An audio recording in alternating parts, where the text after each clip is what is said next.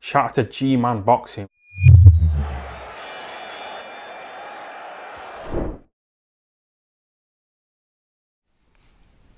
Alright, people.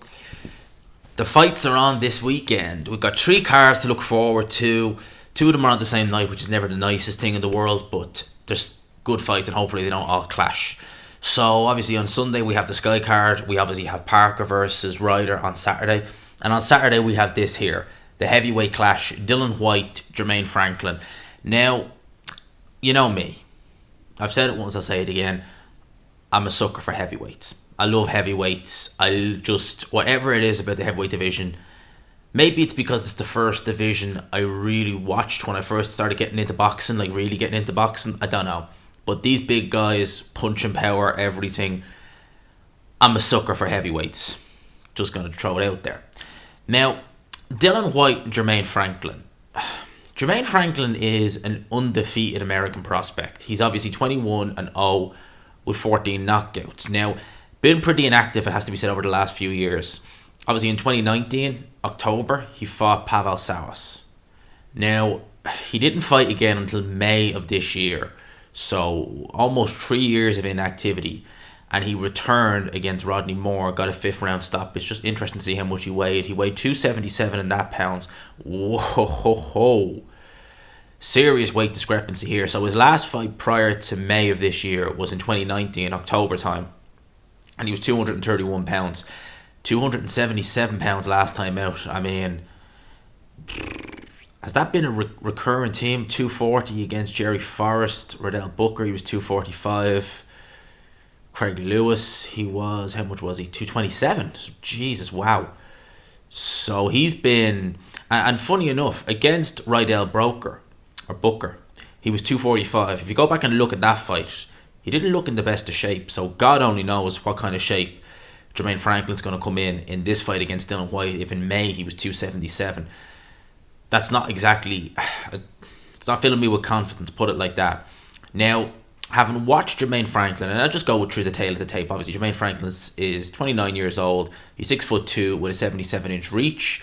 It's not the longest reach for a heavyweight, but he's only outreached by 1 inch in comparison to Dillian Whyte. Dillian Whyte, obviously 6'4", 35 years old. I could have sworn I heard Dillian Whyte saying the face-off thing that he was 34.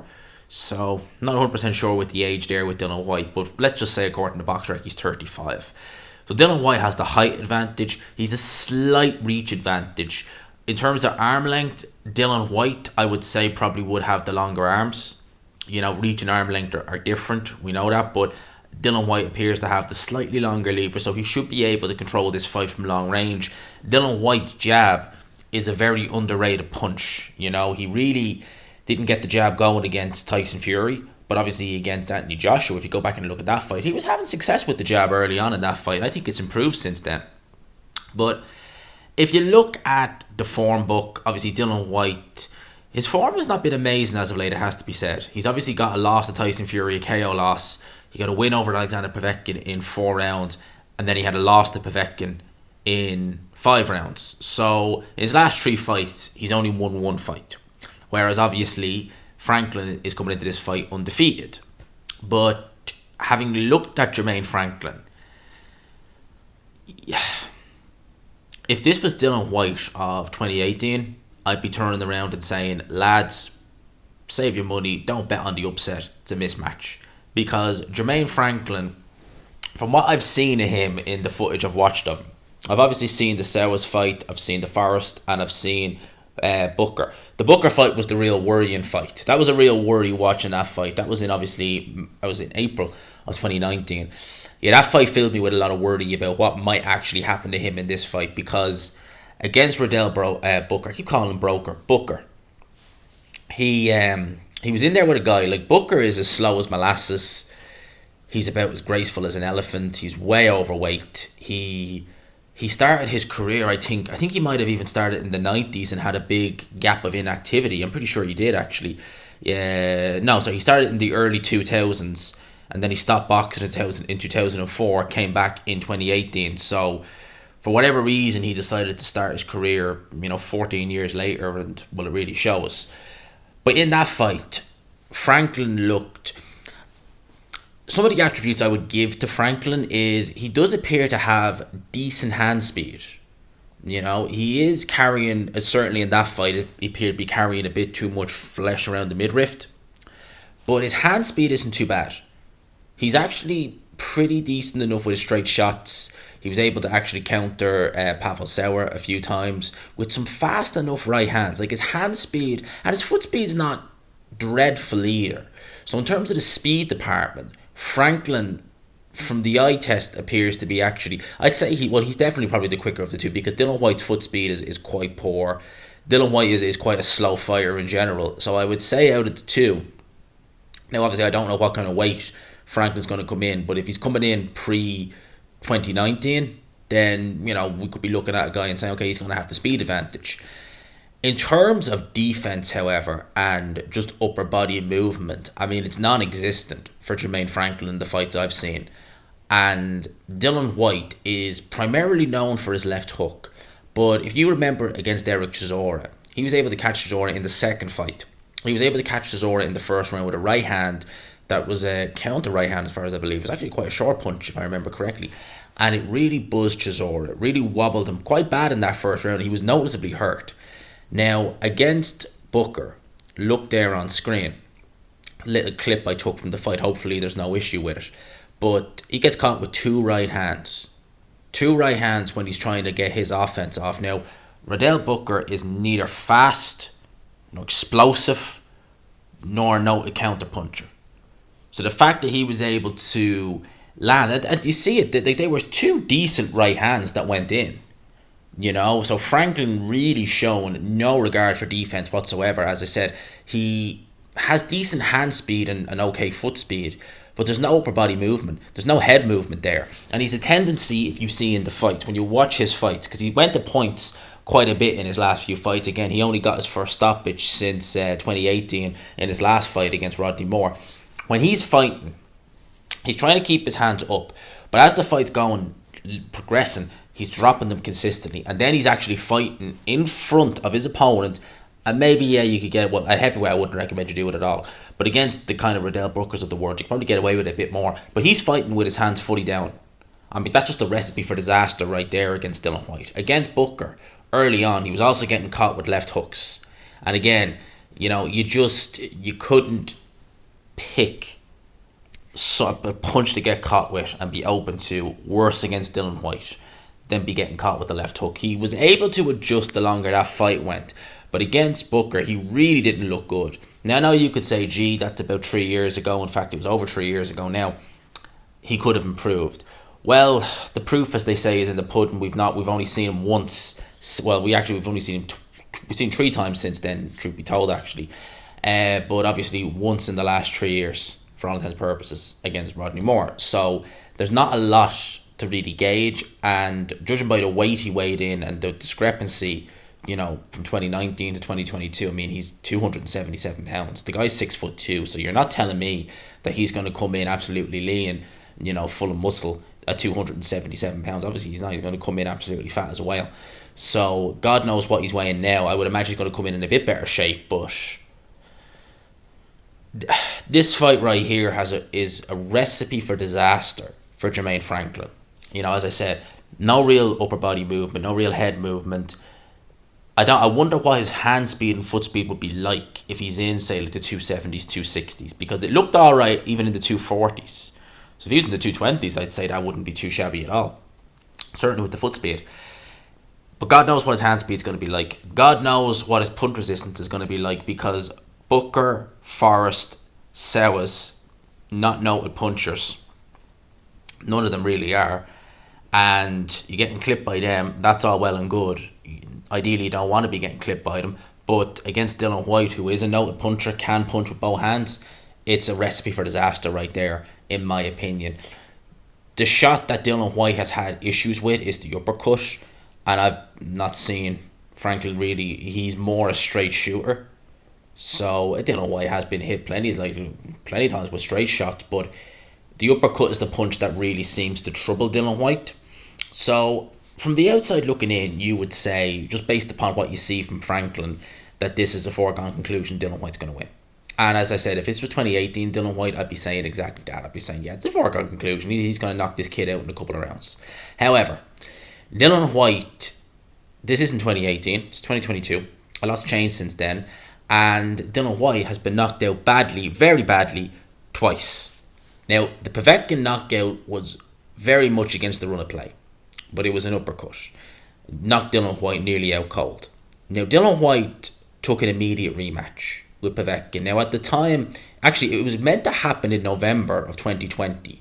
That was the actual date, and I was worried for Dillian Whyte, very worried, in November 2020, because I was thinking less than 3 months after such a devastating knockout, I mean, that's a recipe for disaster right there. Now, obviously, things happened, didn't happen in November, happened in March of last year instead. At Dillian Whyte, we had questions, how would his chin be? It never got tested. Povetkin looked absolutely terrible. He looked terrible in the first fight. You know, people saying, oh, he looked terrible in the first fight.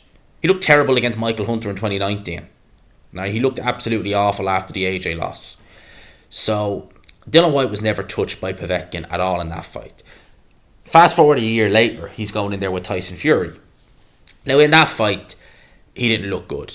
He came out southpaw in the first round, which was bizarre. That didn't work. And he obviously ended up getting clipped and taken out in the 6th round.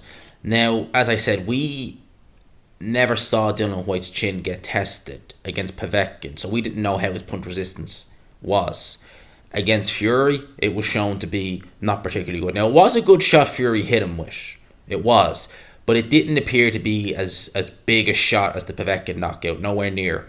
And the shots AJ was hitting him with in the first fight, before obviously he went down, they were big shots. You go back and look at the first round, he was getting hit with big shots and was taking them on the chin, no questions asked.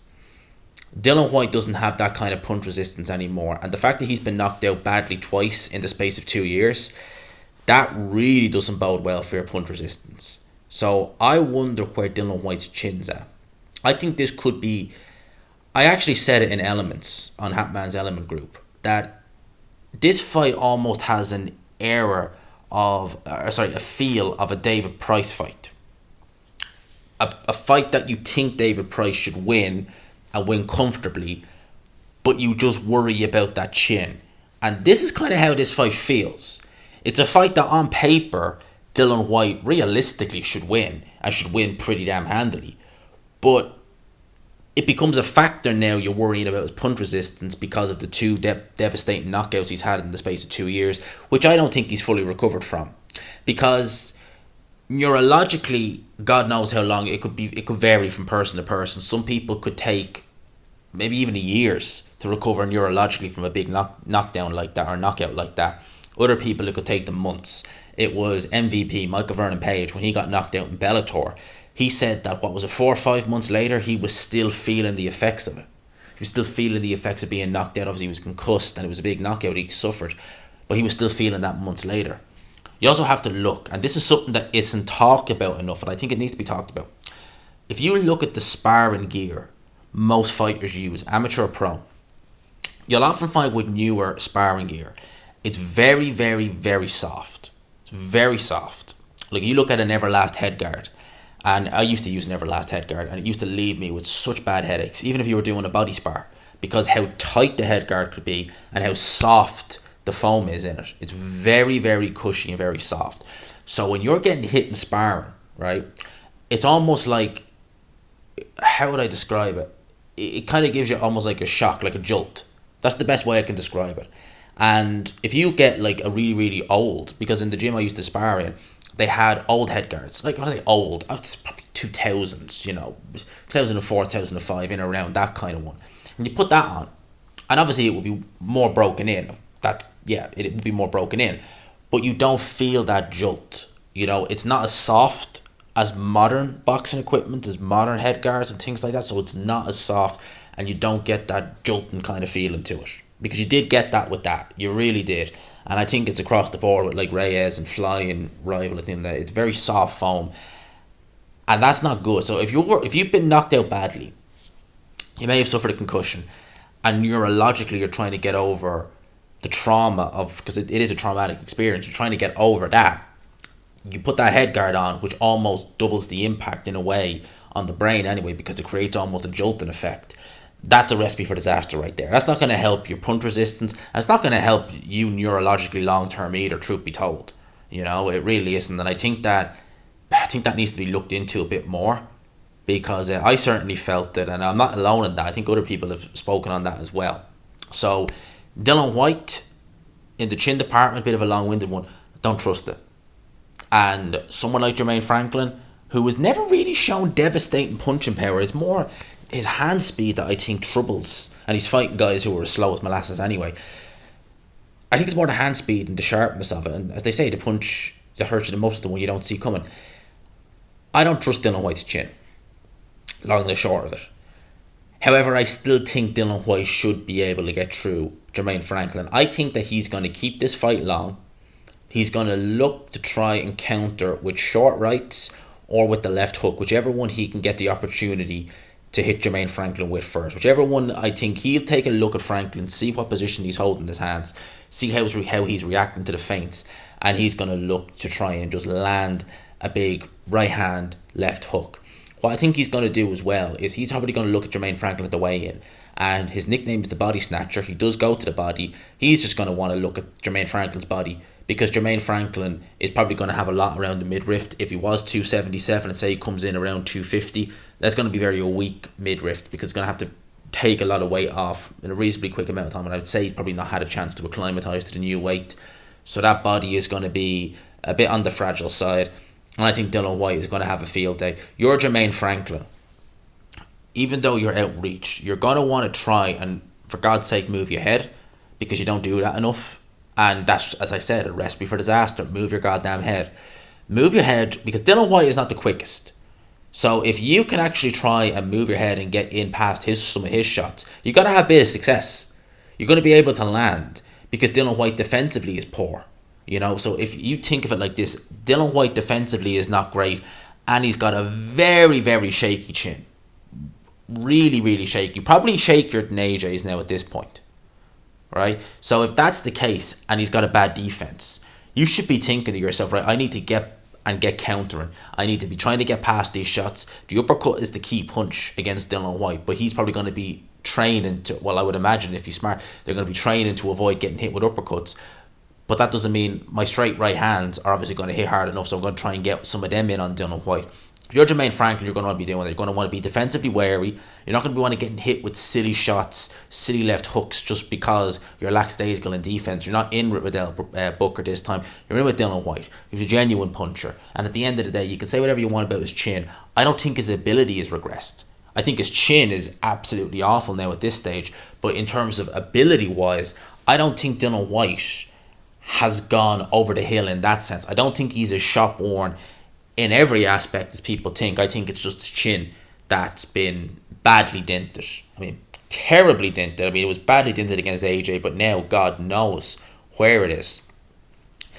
And that's what I think that Franklin needs to do. We need to try and get past some of Dillian Whyte's long shots, because Dillian Whyte, I think, is going to try and put him on a jab early on and look to counter and just look to outbox. I think he's going to want to try and get in close, get in on side on Dillian Whyte, and he should have the faster hands and faster feet. Dillian Whyte's feet are slow, so get Dillian Whyte off. And Dillian Whyte is frequently off balance, and he swings, so try and use your feet to get out of dodge and look to counter when Dillian Whyte is having his moments, because Dillian Whyte has left himself way off balance in the past before. He's left himself completely looking the other way from the opponent when he's looked to launch right hands and uppercuts, or not uppercuts, hooks. So make the most of that if you concede those chances. If you think he's going to launch a big haymaker right hand, step to one side, take your head off center line, and look to counter. Look to counter and see how dodgy that chin is. Got to give a pick on this fight. Having watched enough of Jermaine Franklin, even though I don't trust Dillian Whyte's chin at all, I still have to say I think Dillian Whyte is winning this fight, and he's winning it early. I can't see this fight lasting more than 3 or 4 rounds. If it does, then I'll be really worried. I'll be thinking to myself, Jesus, have I got this wrong? Is Dillian Whyte more shop worn than I think? I can't see this fight lasting 3 or 4 rounds. It has the element of an upset, because you just don't know with Dillian Whyte's chin, and as I said, it has a kind of pricey feel to it. No disrespect to David Price, one of my favourite fighters to watch. He gave me plenty of good moments. But it has that kind of pricey feel to it. That, you know, you look at Price and you just think, like against Christian Hammer, and you think, well, he should win this fight, but it's David Price, God knows what will happen. And he goes and snatches defeat from the jaws of victory. You know, never forget that fight. But it kind of has that feel to it. Although I think Dillian Whyte I can't see him losing. I can't see him losing. But you never know. It's boxing, and it's heavyweight boxing at the end of the day. The winner of this fight potentially has to fight with Anthony Joshua. Now, having said that, Dimitri Salida has been saying that Otto Berlin may be the front runner to fight Anthony Joshua next. We'll talk about that tomorrow on Midweek Report. We'll stay tuned for that. Or today, actually, because I'm probably going to upload this in the morning, actually, truth be told. I'm probably not going to upload it tonight, because it's obviously night time when I'm recording it. So, stay tuned. We'll talk more on Midweek Report about it. But my pick for this fight is Dillian Whyte stoppage within 4 rounds. Within 4 rounds. I wonder what the odds are on that, because if it's worth putting a bit of money down on it, I'd go Dillian Whyte between rounds 1 and 4. Between rounds 1 and 4, or if you can't get 1 and 4, between rounds 1 and 5. But first half of the fight easily. If it goes any later than that, or if it goes, heaven forbid, it goes to points, I'd be pretty damn worried. Now, maybe Jermaine Franklin has a Marius Vac type chin. I don't know. Maybe, but I doubt it. I mean, very rare you see chins like that come along. But maybe he's got a really, really good chin. Or maybe, you know, he'll sharpen up his defense. I don't know. But I would be a bit worried if Dillian Whyte goes the 12 rounds and it's a competitive fight, because Jermaine Franklin has shown nothing to really indicate that he is, you know, put it like this, right? If he's undefeated, Jared Anderson is undefeated. I'll be picking Jared Anderson every day over Jermaine Franklin. 100%. 100%. So he's shown me nothing to indicate that he is the second coming, you know, in the heavyweight division. So I'll leave it there, people. Dillian Whyte by KO early, my pick. Let me know yours in the comments below. I hope you enjoyed the video. Smash the like button if you could. Hit subscribe if you haven't already. For now, lads and lassies, I'll talk to you. Peace.